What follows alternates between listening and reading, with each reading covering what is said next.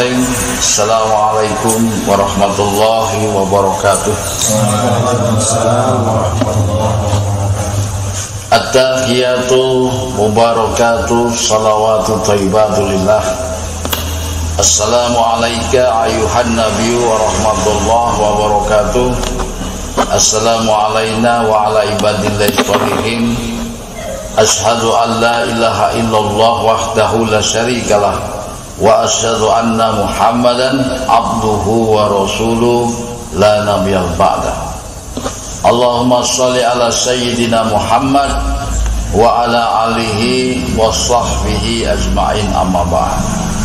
Qala ta'ala fil kitabil karim, a'udzu billahi minasy syaithanir rajim. Bismillahirrahmanirrahim. Innallaha wa malaikatahu yusholluna 'alan nabi ya ayyuhalladzina amanu shallu 'alaihi wa sallimu taslima. Allahumma shalli wa sallim wa barik 'alaihi. Shadaqallahul azim.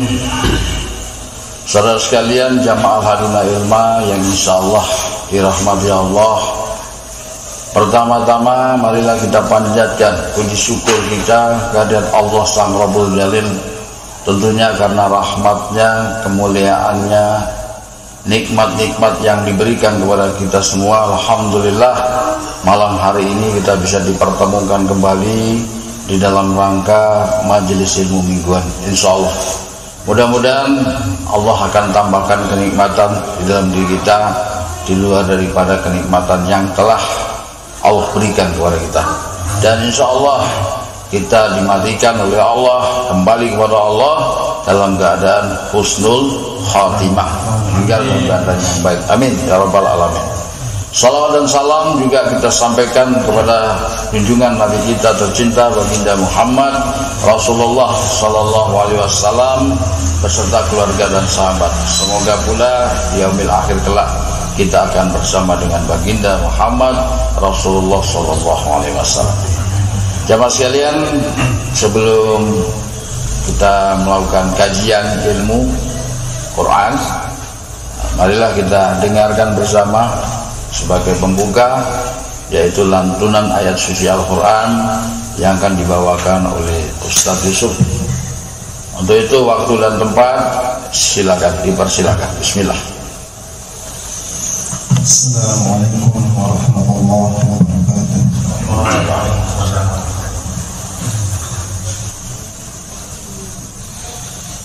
A'udzu billahi minasy syaithanir rajim.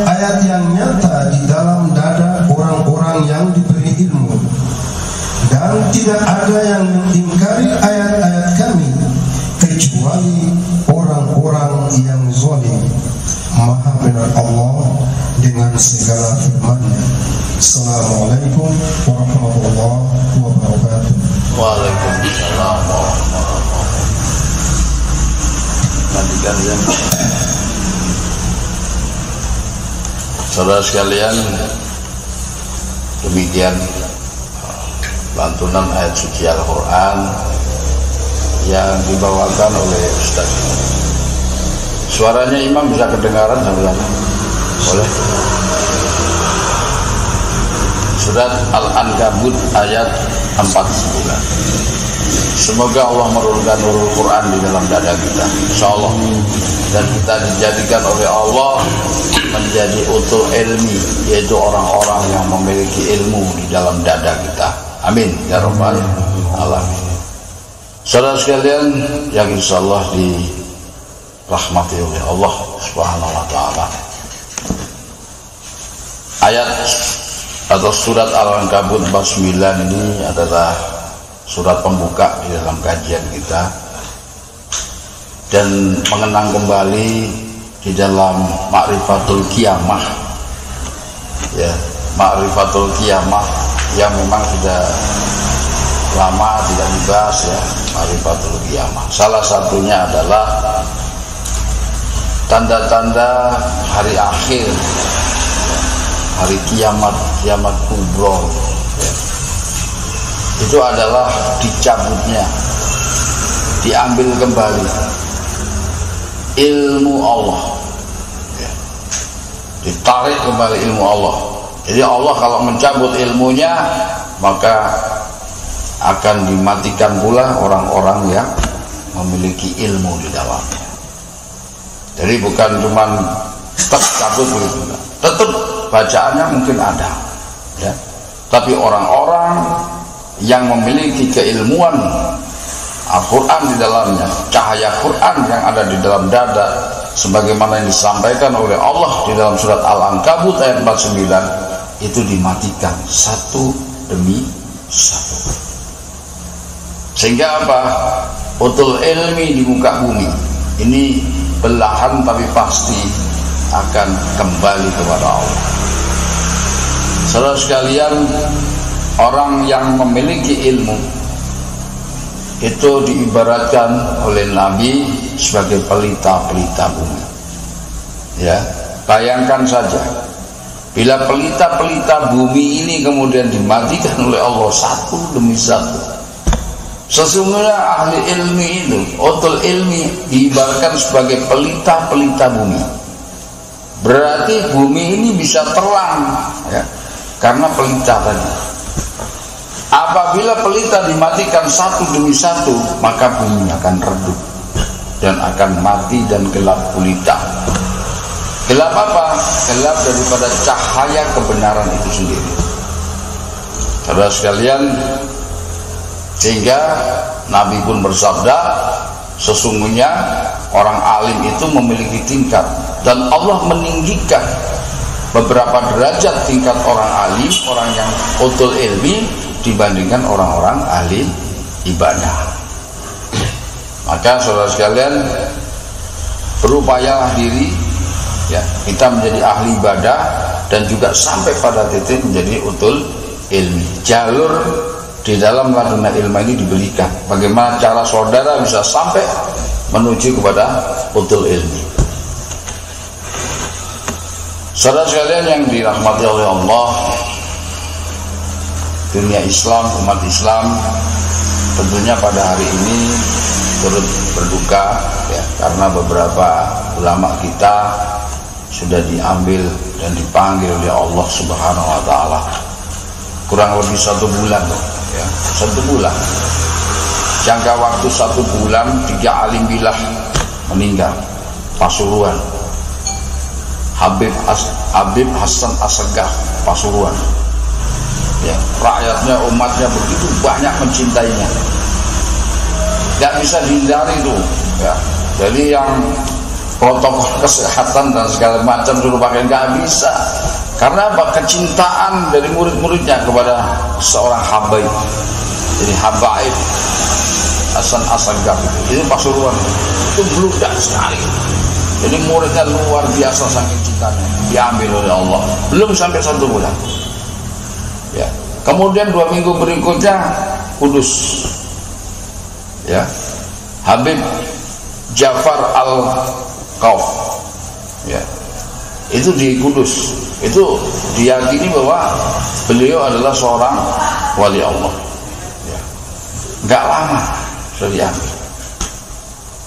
Selang berapa minggu kemudian kita mendengar pada hari ini, ya, Syekh siapa?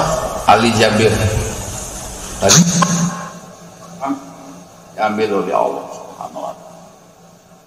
Ini adalah tokoh-tokoh panutan umat Islam. Mereka adalah pelita-pelita bumi, ya, pasak di antara daerah-daerah, kagumi dan dicintai oleh murid-murid. Mulai sampai, ya. Mudah-mudahan mereka semua yang telah berjuang dan berjihad di jalan Allah, ditempatkan oleh Allah di tempat yang mulia, dikelompokkan kepada kelompok orang-orang soleh, dan kita pun yang mencintai alim billah juga insya Allah nanti di akhir, di yaumil akhir, dikelompokkan dengan para nabi, para syuhada dan orang-orang alim. Amin ya rabbal. Teman sekalian, mari kita kembali, kita telaah dan kita kaji surat Al-Ankabut ayat 49. Silakan kepada Ustaz Yusuf untuk dengar. Baca tafsirnya. Quran surat Al-Ankabut ayat 49 artinya, sebenarnya Al-Quran itu adalah ayat-ayat yang nyata di dalam dada orang-orang yang diberi ilmu, dan tidak ada yang mengingkari ayat-ayat kami kecuali orang-orang yang zalim. Saudara sekalian, Al-Quran itu bukan di sini, tapi di sini. Tidak ada, jelas ini. Al-Quran tidak salah nih, ya. Jadi jangan disalahkan Al-Quran. Loh, Al-Quran itu kan di sini, di hafal enggak. Kalau mau di sini, ini apalah. Tapi Allah menempatkan Al-Quran itu di dalam dada orang-orang yang diberi. Wah, ini dipatenkan oleh guru kita, ya. Dengan cara apa? Tembang lagi. Kemarin sudah ada tembang, imam sudah nyanyi itu tentang lagu panah. Ini ada tembang lagi tentang apa ini? Nah, ini yang apa lagunya? Tentang surat Al-Ankabut ayat 49, ya. Tentang jalan pendekatan. Imam sejati adalah ilmi. jadi imam kita adalah ini. Apa itu? Ilmu itu kalam ilahi, Al-Ankabut surah yang terpatri suci, 49 ayat yang pasti jelas sekali. Ya, ini lebih komplit lagi. Imam sejati adalah ilmi. Jadi apa maksudnya? Imam kita itu adalah Al-Quran. Al-Quran di dalam sebuah hadis Nabi disampaikan, jadikanlah Al-Quran sebagai panglima dalam kehidupan ini. Jadikan kehidupan, jadikan jenderal, jadikan panglima di dalam hidup kita, jadikan petunjuk bagi kehidupan kita. Apa itu? Al-Quran kan? Ya. Al-Quran yang seperti apa? Surat Al-Ankabut ayat 90. Itu yang nur sifatnya. Jadi dari saudara mempelajari Al-Quran dengan menghafizkan baik, habis Quran baik, bacaan baik, ya, tajwidnya baik-baik. Tapi lebih baik lagi saudara mendapatkan nur. Jadi dari hafalan-hafalan itu jangan sampai hanya sampai titik menghafal saja, tapi saudara tidak mendapatkan nurul Qurannya. Jadi minta kepada Allah, ya Allah turunkan nurul Quran di dalam dada. Maka Asyar sahabat Ali mengatakan bahwa sesungguhnya ilmu itu adalah bukan kepandaian menceritakan kisah-kisah riwayat-riwayat zaman dahulu kala. Ya, itu bukan ilmu.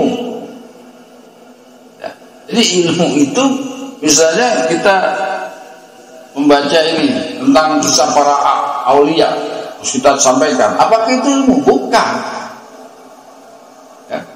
Kemudian kita menceritakan kisah-kisah sahabat para nabi, semua dari Umar, Abu Bakar, kisah-kisah Sayyidina Ali, tentang Utsman bagaimana menyusun kitab, ya, tentang Sa'ad bin Abi Waqqas dan semua sahabat-sahabat terdekat para nabi. Apakah itu ilmu? Itu bukan ilmu. Bukan seperti itu yang dimaksud.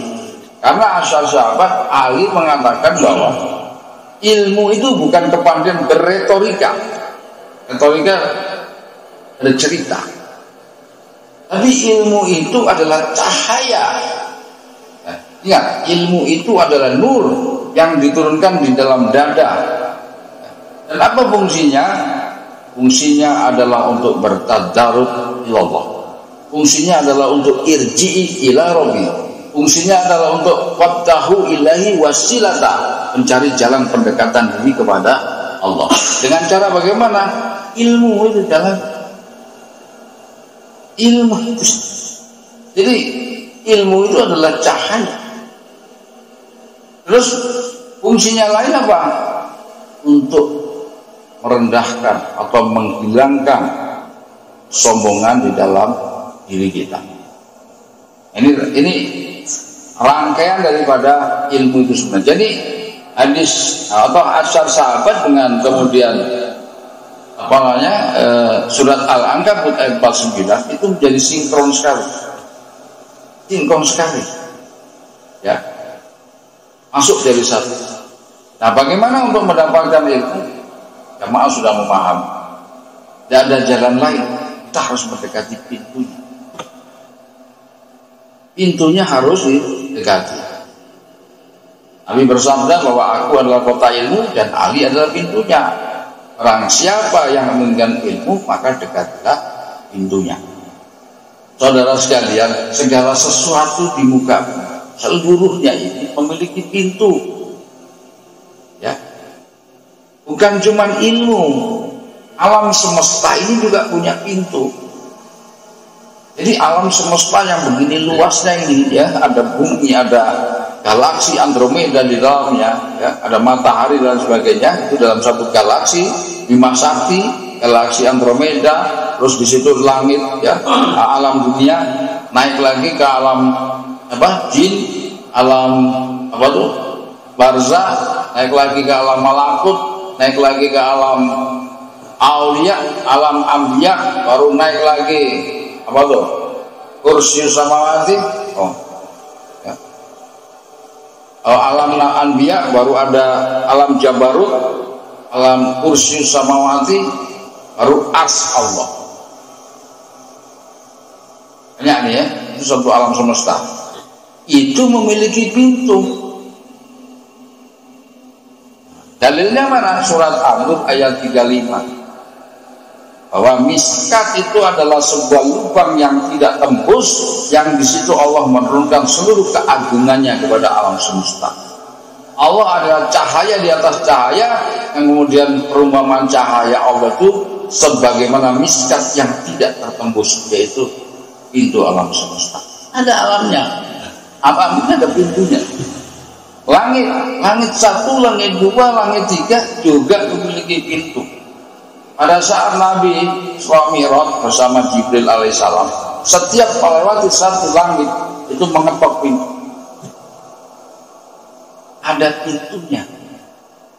Pada saat kemudian malaikat membawa ruh kita, saat kita meninggal, ya, baik dan buruknya ruh akan dibawa menuju Allah Azza wa Jalla.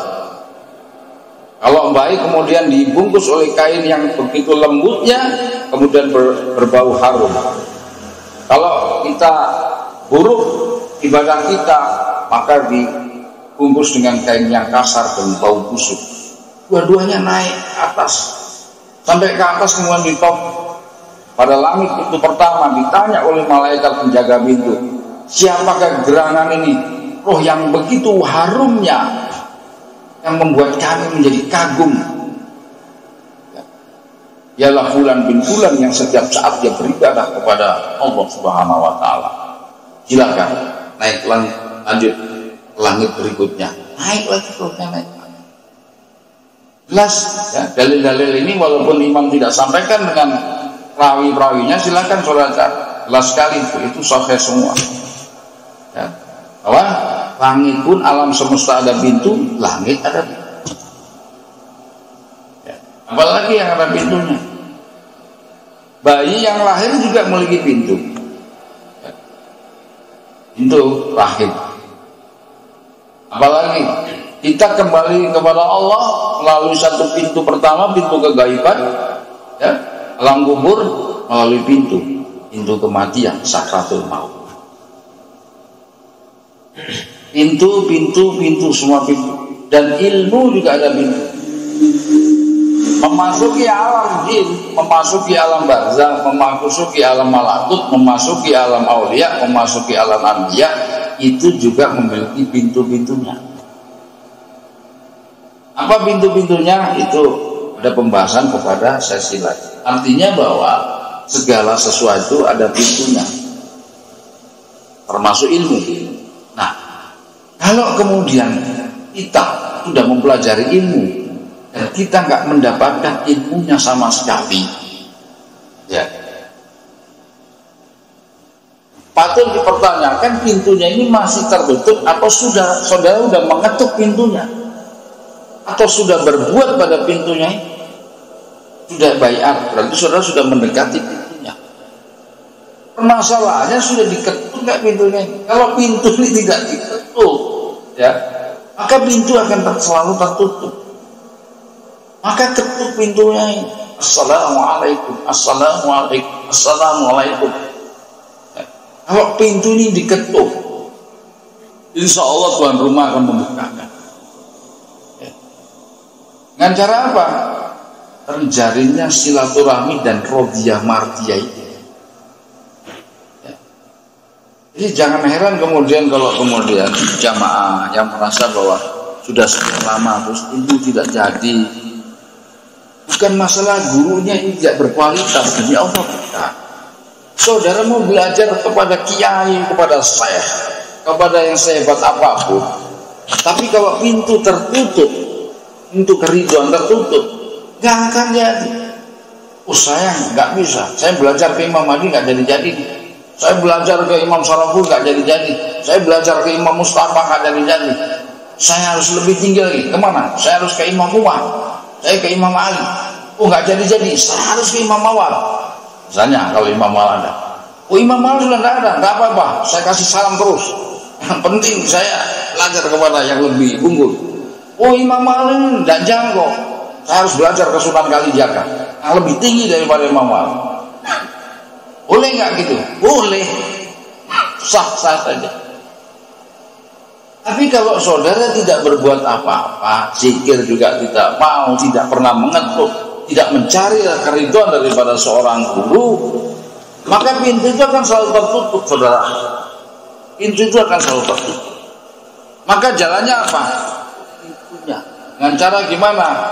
Hubungan silaturahmi dan rodiyah mariyah itu yang harus selalu dijaga. Kalau itu terjadi, insya Allah rodiyah mariyah yang terjalin tadi, Allah akan ridho kepada orang yang menuntut ilmu. Al-Quran kok jelas di dalam Ma'rifatul Bai'at. Barang siapa yang dia berbaiat dan setia kepadamu, kepada Rasulullah, dan juga berbaiat setia kepada para imam di bawahnya pewaris, maka apa yang terjadi? Allah ridho kepada kalian. Allah ridho, dan Allah memberikan ketenangan di dalam hati kalian, dan Allah memberikan kemenangan yang dekat kepada kita. Nah, Allah ridho. Kalau kemudian murid dan guru saling rodiyah mariyah, syaratnya, ya. Jadi Allah tidak akan ridho kalau murid dan guru tidak saling rodiyah mariyah. Ini pintu ilmu. Jadi tolong jamaah sekalian, pintu ilmu tetap dijagai. Walaupun saudara sudah mengerti ajaran ini, bukan cukup mengerti, tapi pelaksanaan dan realisasi di dalam pelaksanaan spiritual ini yang penting. Apalagi ini sudah berjalan sekian lama. Ya, sudah sekian lama saudara bertasawuf, ya, sudah ada kelelahan dalam proses perjalanan, ya. Wah, saya sudah 4 tahun, saya sudah 7 tahun, 10 tahun, 15 tahun nggak jadi, masa saya harus balik lagi ke posisi mula? Harus seperti itu. Kalau kemudian sebuah bangunan itu, ya, fondasi sudah dibangun, dinding sudah dibangun, tapi kemudian ditempatkan atap yang tertinggi kemudian roboh, apa yang terjadi? Bangun ulang dari bawah, harus disusun ulang dari bawah. Itu sudah konsekuensi, ya. Jadi kalau kemudian dalam proses pembangunan spiritual saudara di dalam mendaki menuju Allah bersama guru saudara, kemudian tatanan nilai-nilai ridwan itu tidak terjadi, pintu ilmu tidak terbuka, maka introspeksi diri dari awal, benahi dulu dari pertama, ya, dudukkan dulu dari awal. Ini kuncinya, ya. Semoga bisa dipahami. Lanjut berikutnya. Quran surat Asy-Syu'ara ayat 193-194, artinya dia dibawa turun oleh Ar-Ruh Al-Amin Jibril ke dalam hatimu agar kamu menjadi salah seorang di antara orang-orang yang memberi peringatan. Tolong dicermati ini ayat Malik. Silakan. Quran surat Asy-Syu'ara ayat 193-194, artinya dia dibawa turun oleh Ar-Ruh Al-Amin Jibril ke dalam hatimu, ya, agar kamu menjadi salah seorang di antara orang-orang yang memberi peringatan. Jadi Al-Quran ini dibawa dari Lauhul Mahfuz oleh Jibril alaihissalam. Kemana? Ke dalam hatimu, bukan ke dalam pikiran kamu. Betul? Dalam hati kita, bukan di pikiran. Sekarang kenapa banyak yang menghafal? Boleh sah-sah saja. 30 juz boleh kalau kalian mampu. Silakan, kalau anak-anak itu mampu habis Quran itu sangat baik sekali, karena jaminan siapa yang bisa habis Quran itu jaminannya surga. Alhamdulillah, hadisnya ada. Tapi kalau sekarang umur orang ini sama 40 tahun, 50 tahun habis Quran, boleh. Cuman bisa hang itu otaknya. Begitu. Bismillahirrahmanirrahim. Alif Lam Mim. Mas, beras sudah ada itu. Allah. Tadi mau cek dulu cari beras. Tadi hafal apa ya hafalannya? Lupa lagi. Karena waktu tuntutan begitu banyak. Tapi kalau saudara bisa bekerja, kemudian saudara hafal Quran, jago sekali. Tapi kalau kemudian saudara hanya hafal alif lam mim, alif lam mim, alif lam mim, alif lam mim, alif lam mim, alif lam mim, marnurnya alif lam mim itu turun pangoni. Ya. Kekuatan nurul Quran alif lam mim turun. Apa itu alif lam mim? Banyak yang menerjemahkan. Hanya Allah yang tahu. Tapi Imam pernah disampaikan oleh Imam Mawak bahwa alif itu mewakili 10 juz, lam 10 juz dan mim 10 juz. Itulah Al-Quran. Alif lam mim dalikal kitabul la raiba fihi hudan lil muttaqin. Alif lam mim itulah Al-Qur'anul Karim. Sehingga alif mewakili 10 dan 30 juz. Anda alif lam mim saja, alif lam mim, alif lam mim, alif lam mim, nurnya turun ya putus. Turun di mana? Di dalam hati. Jangan anggap itu nggak bisa baca Quran berarti nurnya nggak turun. Jangan menjas seperti itu. Ya, Al-Quran itu milik Allah, prerogatif Tuhan. Ingat di dalam surat An-Nur ayat 35, Allah adalah cahaya di atas cahaya. Ya, Allah menurunkan cahaya kepada siapa? Kepada orang yang dikehendakinya. Bukan kemudian dia tidak bisa hafal Quran kemudian ini tidak dikehendaki Tuhan. Tidak bisa ini, pasti tidak dikehendaki Tuhan. Tidak seperti itu, saudara sekalian. Walaupun saudara hanya takbir, Allahu Akbar, Allahu Akbar, Allahu Akbar, Allahu Akbar. Itu pun salah orang Jawa. Allahu Akbar, orang Jawa nih, Allahu Akbar, Allahu Akbar. Medok begitu. Tapi kalau Allah kendaki turun nurnya jadi itu. Lebih jago nih. Bisa dengan Allahu Akbar bisa mengobati itu dengan nilai-nilai mukjizat Al-Quran diturunkan dengan kalimat Allahu Akbar itu. Makanya ciri daripada orang yang memiliki ilmu itu saat dia berdiam diri tidak ngomong apa-apa ada nilai karisma di sana. Ada rasa segan orang melihatnya, ada rasa hormat walaupun dia menggunakan pakaian yang tidak selayaknya. Bisa jadi seperti itu. Karena apa? Bias Qurannya yang keluar, bukan dirinya. Tapi kekuatan dasar nurul Quran dalam hati dia yang memancar keluar sehingga dia memancar di dalam wajah-wajah dia penuh dengan kedamaian, nilai karisma, kekuatan dari sisi Allah. Diamnya saat dia berbicara apa? Ya penuh dengan hikmah dalam pembicaraan itu. Itu kenapa? Kekuatan. Ini bisa rasakan. Saya tidak memiliki apa-apa, hafal Quran juga enggak.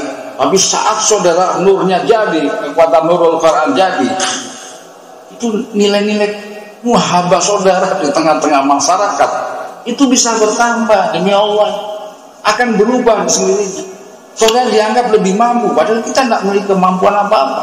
Tapi orang menganggap saudara bisa menjadi solusi atas masalah-masalah yang terjadi pada dirinya. Sehingga dia bertanya, Pak Ustadz, tolong bisa selesaikan masalah saya. Padahal kita juga nggak ngerti apa-apa. Itu saudara dari Allah. Saudara dinaikkan derajat oleh Allah tanpa saudara ketahui. Kalau itu terjadi jangan ditolak, karena itu saudara dari Allah. Allah lagi menyodorkan kepada diri saudara. Itu jelas. Jadi diamnya dia bersinar, memiliki nilai kewibawaan dan karisma karena nurul Quran yang ada dalam dirinya, dan kemudian berbicara dia akan penuh dengan hikmah-hikmah yang diberikan oleh Allah Subhanahu wa taala. Itu penting. Lanjut. Hadis artinya dari Abu Hurairah Rasulullah SAW bersabda, barang siapa mempelajari Al-Quran di waktu mudanya, maka Al-Quran bercampur bersatu dengan dagingnya. Dan barang siapa mempelajari Al-Quran di masa tuanya, maka Al-Quran mengambil dengan cepat dan tidak meninggalkan dia dan baginya 2 pahala. Coba diulang pelan-pelan, ini dalil belum pernah dibahas nih. Ya, jangan mengantuk dan bahas. Biasanya gini nih setannya suka bikin narik bulu mata tidur loh, membicara tidur loh. Dia ganggu tidur. Ya, jadi kita dibikin ngantuk. Ulah siapa? Bukan wani lelah, bukan. Tapi setan sengaja menutup telinga dan mata untuk saudara tidak mendengar lisan dan ucapan. Silakan diulang. Makanya imam selalu ulang. Kenapa? Karena ada yang nggak konsentrasi. Silakan.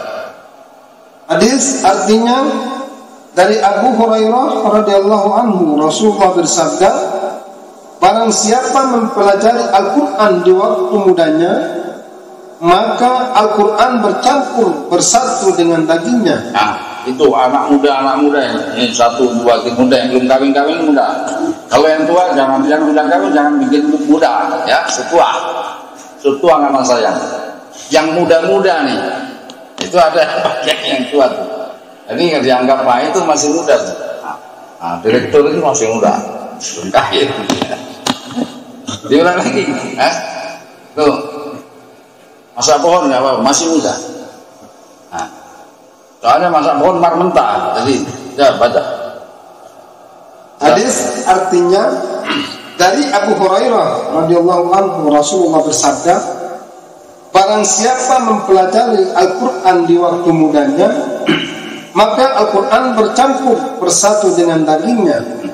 Bersatu dengan dagingnya, bersatu dengan tulangnya, bersatu dengan darahnya, bersatu dengan rambutnya, bersatu dengan seluruh anggota badannya. Cepat bersatu.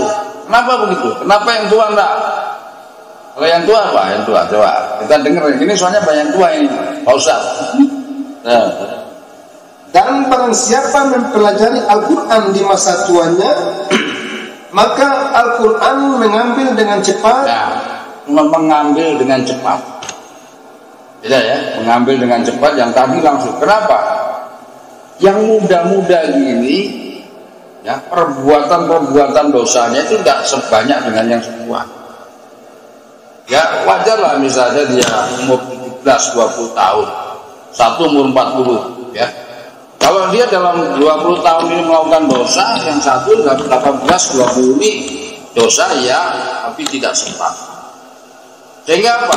Amalan-amalan yang terjadi pada dirinya, taubatan nasuha yang dilakukan dalam dirinya, dosa ini ibarat belum mengkarat betul.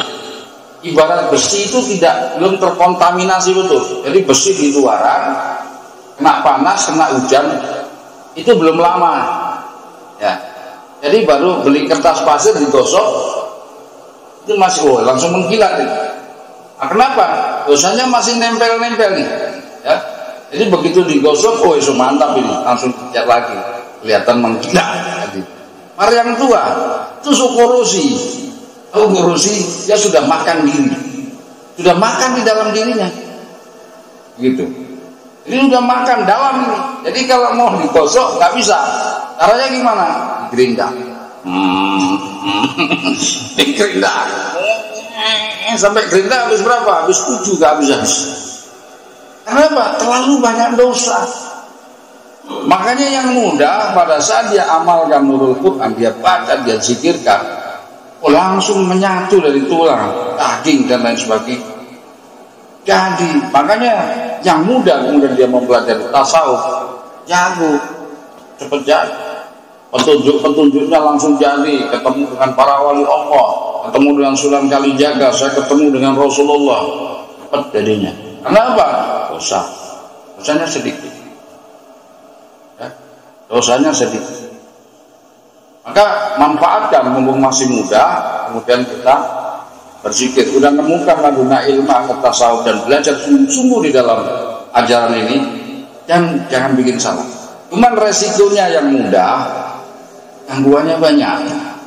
Ya, kalau belum kawin tentunya urusan perempuan tuh. Ya, bayangannya perempuan, zikir gitu udah lewat terus itu perempuan, celana pendek, celana panjang semua lewat. Gangguannya berat, tapi kalau jadi nganan yang muda, yang tua, sekarang kita bahas yang tua. Ya itu tadi dibaca ulang.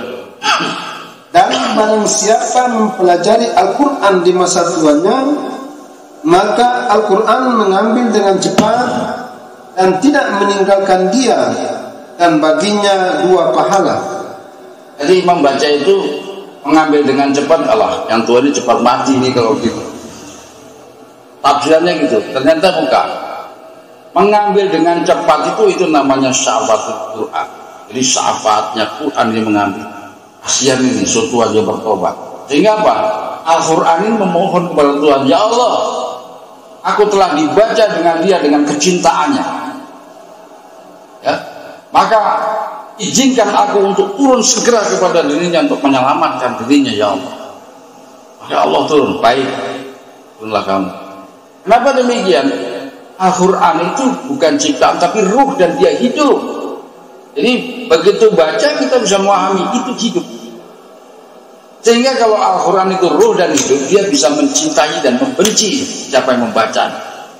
Kalau kenapa Al-Quran bisa membenci? Saat saudara membaca tapi tidak sesuai dengan apa yang dibaca, ya, Al-Quran yang saudara baca, perilaku saudara berbeda dengan Al-Quran ini, Al-Quran yang saudara baca akan membenci saudara.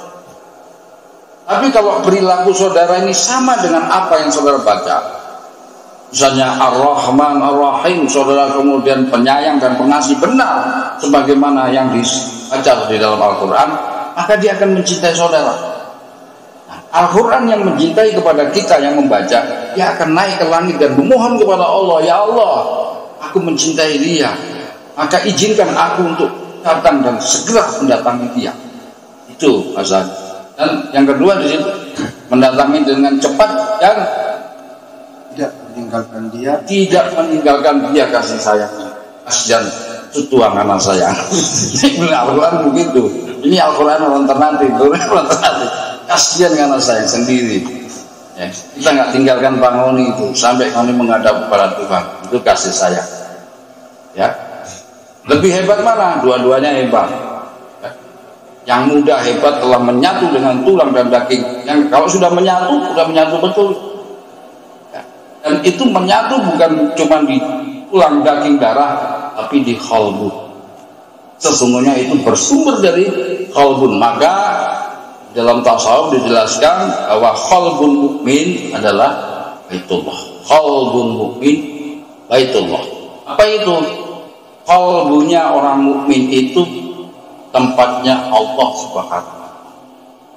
Adapun qalbunya orang kafir itu setan tempatnya di dalam hati. Ya, itu beda. Allah kan bersemayam di Asya. Tapi ingat di surat di satu Khauf yang mengatakan bahwa sesungguhnya hai Muhammad, jika ada umatmu yang bertanya tentang aku, maka katakan aku dekat. Dan aku lebih dekat daripada urat nadi kita sendiri. Kalau demikian di mana? Dalam qalbu. Apakah ini zatnya? Bukan. Ini adalah ilmu Allah. Dia berada di dalam, seperti yang disampaikan di surat Al-Ankabut tadi. Sehingga dikatakan bahwa qalbun mukmin baitullah. Ini ada satu kisah sebagai penutup di kisah. Ada seorang sufi yang bernama Abu Syayid. Kalau saudara baca buku ada Tazkiratul Aulia, ada nama Abu Syayid. Ya, ini bacaan kaum sufi. Jadi kalau Imam Al-Bunya tebal, Tazkiratul Aulia tebal sekali, ejaan lama ini. Tapi kalau ini sudah ada di Gramedia. Ya. Di dalam ini adalah salah satu sufi namanya Abu Syayid. Pada saat dia melakukan perjalanan ke Mekah ya, untuk menunaikan ibadah haji, dia ketemu salah satu sufi. Kemudian terjadi dialog antara Abu Syayid dengan satu sufi. Anda mau kemana? Hai Abu Syayid, saya mau mendatangi kamu. Saya akan menunaikan ibadah haji dan saya ketemu Allah. Terus sufi ini katakan, untuk ketemu Allah kamu bawa uang berapa? Gitu. Ya. Untuk ketemu Allah kamu bawa uang berapa? Hai Abu Syayid, saya membawa uang 200 dirham. 200 dirham di tangannya Abu Syayid. Langsung sufi ini katakan, kalau gitu ngapain kamu jauh-jauh ke sana? Mana uangmu 200 dirham? Dan terus bagaimana? Ya kamu tawafi saya aja. Kamu tawaf aja ngelilingi 7 kali saya. Karena apa? Karena di dalam ini adalah Baitullah, ada Allah di dalam ini. Nah, ini perkataannya Sufi. Abu Sa'id ini seorang Sufi juga, tapi mau diajari oleh seorang Sufi mengajari Abu Sa'id. Mari, uang 200 dirham. Terus kamu tawaf aja, ngapain jauh-jauh saya? Cukup tawaf di dalam diri saya, kelilingi saya. Karena Baitullah itu ada di dalam. Ingat bahwa sesungguhnya Allah itu lebih dekat daripada Qur'an. Dan satu lagi, sesungguhnya langit dan bumi itu tidak mampu memikul nur dan zat Allah. Ingat Nabi Musa alaihissalam, ya, pada saat melihat zat Allah tidak mampu, baru nur satu aja sudah hancur.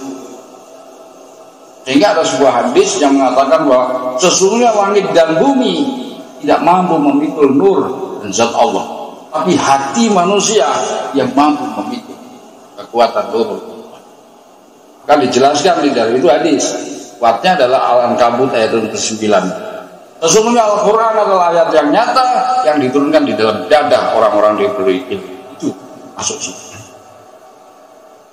Tapi kemudian Sufi ini mengatakan, kalau gitu silakan, itu pelajaran bagi kamu dan kamu lanjutkan. Kalau kamu ingin menunaikan syariat Islam yang kelima, silakan kamu tetap di sana dan kamu bersyukur di sana. Tapi kalau kamu menemui Allah di sana, sesungguhnya Allah di mana saja kamu menghadap situ wajah Allah. Ya, Baitullah sejak didirikan Allah tidak ada di dalamnya situ.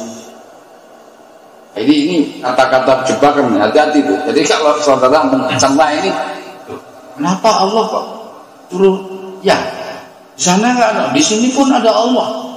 Bukan hanya di Ka'bah sana. Kalau Allah hanya di Ka'bah, apa di Ternate tidak ada Allah? Satu itu pelajaran bahwa Allah ini berada di mana saja. Karena langit dan bumi ini adalah diri Allah. Tentu bahwa hati ini justru ada Allah di dalam. Tapi kalau kamu ingin menunaikan syariat Islam yang kelima, silakan kamu datangi Allah. Ya, ini bisa yang menjebak hati. Kalau diplesetkan sudah Allah. Ini satu pelajaran sama sekalian yang mudah-mudahan kita juga semakin mencintai Allah, mencintai kekuatan Al-Quran. Kita dijadikan oleh Allah menjadi iman-iman yang mulia di dalam diri kita. Diberikan qalbu yang lurus, yang betul-betul yakin. Yakinan yang lurus karena Allah lillahi ta'ala, dan kemudian lidah kita dijaga oleh Allah selalu berzikir kepada Allah. Terbebas dari lidah yang selalu menganiaya, yang iri, yang dengki, menghasut, ya, menggibah, membicarakan orang. Mudah-mudahan kita dijauhkan semua dari itu semua. Amin. Ya Rabbal Alamin. Dan kita diangkat oleh Allah Subhanallah jadi orang-orang yang baik, menjadi wali-walinya, dan disehatkan oleh Allah, dicukupkan rezekinya oleh Allah. Amin. Ya Rabbal Alamin. Akhirul kalam. Assalamualaikum warahmatullahi wabarakatuh.